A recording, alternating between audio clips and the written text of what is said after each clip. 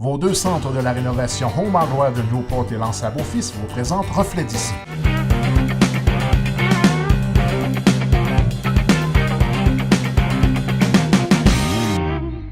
Bonjour à tous et à toutes. Aujourd'hui, en entrevue, je reçois Robert Daniel, conseiller à la Ville de Percé, ainsi que Louis Charbonneau, qui est enquêteur de fraude financière certifié. Alors, bonjour à vous deux. Bonjour. Oui, Bonjour. Alors, Monsieur Charbonneau, dites-moi tout d'abord, qu'est-ce qu'un enquêteur de fraude financière? Qu'est-ce que votre métier? C'est un professionnel de la gestion qui surveille, entre autres, des malversations, soit dans les états financiers ou dans les passations de marché public. Alors, c'est tout ce qui concerne la collusion, la corruption ou des manipulations d'états financiers, par exemple, pour frauder des actionnaires. Très bien. Et que nous vaut votre passage en Gaspésie? Je suis un peu en vacances, en prospection d'affaires aussi. Et connaissant Monsieur Robert Daniel, il m'a invité à venir vous voir. Très bien. Donc, sur votre carte d'affaires, on voit que vous êtes membre du CFE. Tout d'abord, qu'est-ce que c'est? Le CFE, ça veut dire tout simplement Certified Fraud Examiner. C'est une association mondiale ou internationale qui compte 80 000 membres, dont environ 50 000 sont certifiés, c'est-à-dire qu'ils ont suivi la formation et ont passé l'examen pour porter le titre de Certified Fraud Examiner. Donc, vous parlez d'un certificat, mais d'une certification, mais c'est en anglais. Est-ce que la formation est disponible au Québec aussi? À l'époque où j'ai fait la formation, ce ne l'était pas. Mais depuis quelque temps, il y a l'Université de Sherbrooke qui offre cette formation-là. Alors, ceux que ça pourrait intéresser pour devenir enquêteur de fraude financière, alors l'Université de Sherbrooke offre un diplôme de deuxième cycle qu'ils appellent en lutte contre la criminalité financière. Donc, c'est un programme qui est quand même disponible ici au Québec. Oui. Maintenant, je vais passer à un autre sujet. En fait, la semaine dernière, vous avez assisté à un symposium des inspecteurs généraux. De quoi est-ce qu'il s'agissait? Ça s'est déroulé à Montréal, je crois? Oui. D'abord, c'est un symposium international qui réunissait des inspecteurs généraux. Maintenant, il faut qu'on définisse un peu ce que c'est un inspecteur général parce que c'est une bête récente au Canada qui émane finalement des travaux de la commission Charbonneau et du travail de M. le maire de Montréal, M. Coder, qui a vu qu'il existait aux États-Unis des inspecteurs généraux. C'est un genre de policier qui assure l'intégrité dans la passation des marchés publics. Alors, il est revenu avec cette idée-là et a moussé son projet jusqu'à avoir une loi qui a créé le bureau de l'inspecteur général de Montréal. Donc, à Montréal, il y a un inspecteur général. Est-ce qu'on en retrouve ailleurs au Québec? C'est une première au Québec et une première au Canada. Par contre, il existe environ 250 inspecteurs généraux aux États-Unis, soit au niveau des villes ou au niveau d'un État. Par exemple, l'État de la Louisiane a un inspecteur général. Okay. La ville de Chicago a un inspecteur général. La Port Authority de New Jersey, New York a un inspecteur général. Donc, c'est très fréquent aux États-Unis et il y a une association de tous ces inspecteurs généraux-là et il y a même une certification. On peut devenir inspecteur général en passant d'autres examens qui se rapprochent un peu de la formation que j'ai suivie, mais ça, c'est directement au niveau des inspecteurs du travail, surtout de la passation des marchés publics. Donc, le mandat de ces inspecteurs-là, c'est de s'assurer qu'il n'y a aucune fraude dans la réalisation des contrats publics. Où est-ce qu'on peut trouver des situations où il y a des fraudes? Dans plusieurs endroits, parce qu'il faut d'abord comprendre qu'un marché public, ça passe à travers différentes étapes. Il y a par exemple la préparation des plans et devis. Ensuite, il y a l'appel d'offres comme tel. Et ensuite, la livraison du service ou de la construction ou du produit ou du service. Donc, plusieurs étapes déjà Plusieurs à superviser. possibilités de trucage, qu'on pourrait dire, dans le marché public. Est-ce que vous pourriez me donner un exemple de trucage? J'imagine qu'en tant qu'enquêteur, vous en avez déjà vu. Je veux même vous en donner qui ont été décelés par le bureau de l'inspecteur général de Montréal. C'est au niveau d'un plan et devis pour construire une piscine. Je vous donne des montants, mais c'est des montants approximatifs. Là. Alors, on a fait appel d'offres, 3 soumissionnaires pour construire une piscine et on inscrit dans le devis qu'il fallait excaver 1000 mètres cubes de terre, plus d'autres spécifications. On reçoit 3 offres. Une offre 1 million, une deuxième offre 1 100 000 et une troisième offre à 800 000 $. Donc, un écart majeur entre 2 soumissionnaires qui sont à peu près... Et notre estimation, bon, la Ville avait déjà une estimation. Et on demandait aussi dans le cahier de charge combien ça coûterait si on devait excaver des mètres cubes additionnels. Alors, soumissionnaire A a dit ça coûte 5 $ le mètre cube. Soumissionnaire B a dit ça coûte 6 $ le mètre cube. Et le troisième soumissionnaire qui avait une soumission très basse, lui, dit ça va coûter 250 $ le mètre cube si jamais il y avait des mètres cubes additionnels à excaver. Alors, l'analyste du bureau qu'on appelle maintenant le BIG, le bureau de l'inspecteur général, en acronyme. Alors, le BIG, s'est posé des questions sur les réponses à l'appel d'offres pour se rendre compte qu'il y avait une erreur dans le devis et que ce n'était pas 1000 mètres cubes qu'il fallait excaver pour faire cette piscine, mais qu'il fallait excaver 2000 mètres cubes. Alors, il y a un des soumissionnaires qui avait détecté l'erreur. Disons, on aime penser que c'était une erreur, a détecté l'erreur dans le devis. Pour être sûr de gagner le projet, il a soumis un prix très bas, sachant qu'il obtiendrait 250 000 $. Ce sont des extras planifiés, si on veut. C'était des extras planifiés. Maintenant, on n'a pas pu déterminer si c'était une erreur ou si c'était un délit d'initié, c'est-à-dire que le technicien qui a fait le devis, il a peut-être passé le message à un entrepreneur qu'il voulait aider. Mais disons que c'était une erreur, mais heureusement, l'analyste des appels d'offres a détecté le truc. Et ce qui est intéressant avec les pouvoirs de l'inspecteur de la Ville de Montréal, l'inspecteur général de Montréal, c'est qu'il a des pouvoirs très, très grands et peut interrompre un appel d'offres, il peut même annuler un contrat. Donc le contrat a été annulé avant même que ça commence. Pour pouvoir refaire un appel d'offres avec les bonnes données. Les bonnes données pour avoir un autre appel d'offres. Ça, c'est un exemple on pourrait dire d'erreur ou de collusion au niveau des plans et devis.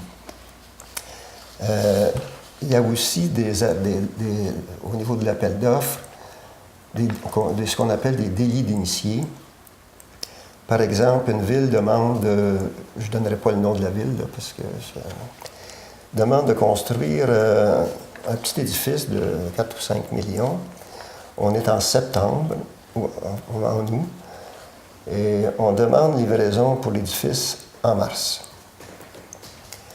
Donc, 3 soumissionnaires, et on a des prix de 4 millions, 4 millions 50 000 et 3 millions 500 000. Un écart important qui nous amène à questionner.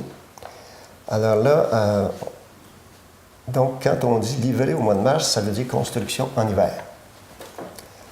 Alors, il y a un des entrepreneurs qui est au courant de quelque chose que les 2 autres ne connaissent pas.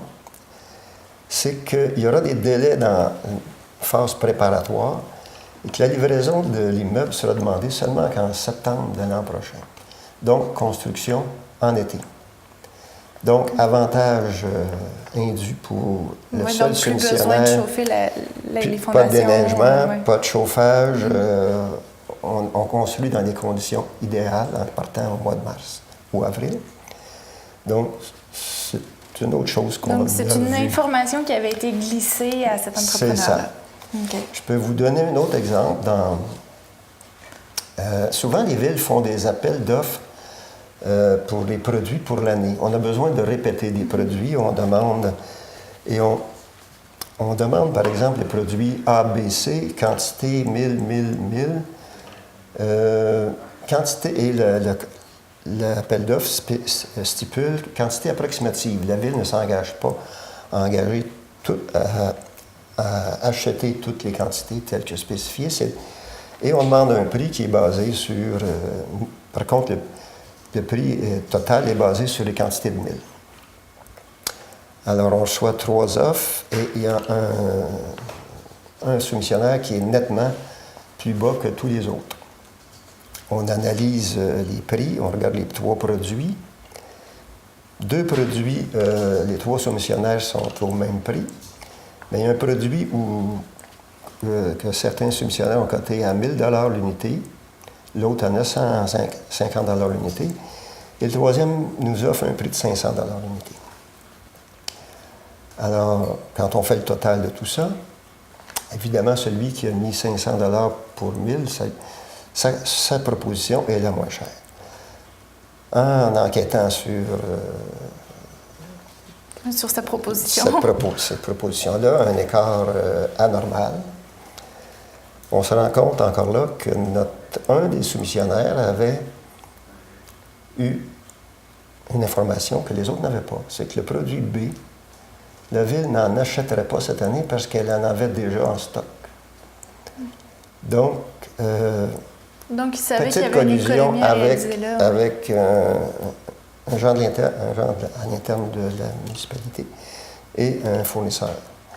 Alors, c'est le genre de choses qu'une analyse systématique de tous les appels d'offres nous permettent de détecter des anomalies comme ça. Et c'est dans ce sens-là qu'on dit qu'un inspecteur général, ça peut devenir très utile, profitable, oui, très absolument. rentable. Ouais. Donc, maintenant, je vais m'adresser à Robert Daniel. Donc, M. Daniel, en tant que conseiller à la ville de Percé, on sait que vous avez à cœur, justement, la réalisation des projets à l'intérieur, des budgets établis, que vous avez à cœur la transparence également dans l'ensemble de l'administration puis de la gestion municipale.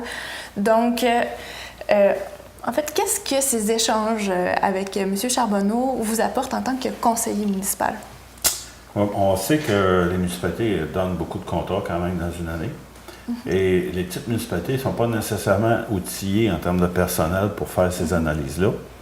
Alors, l'intérêt, ce serait d'avoir la possibilité d'avoir accès à un service du genre, soit un service qui serait au niveau régional ou provincial, mais pour les petites municipalités, parce que il faut vraiment avoir l'œil pour ça. C'est comme M. Charbonneau disait, il faut savoir quoi chercher, parce que sans quoi, c'est pas évident qu'on trouve ça.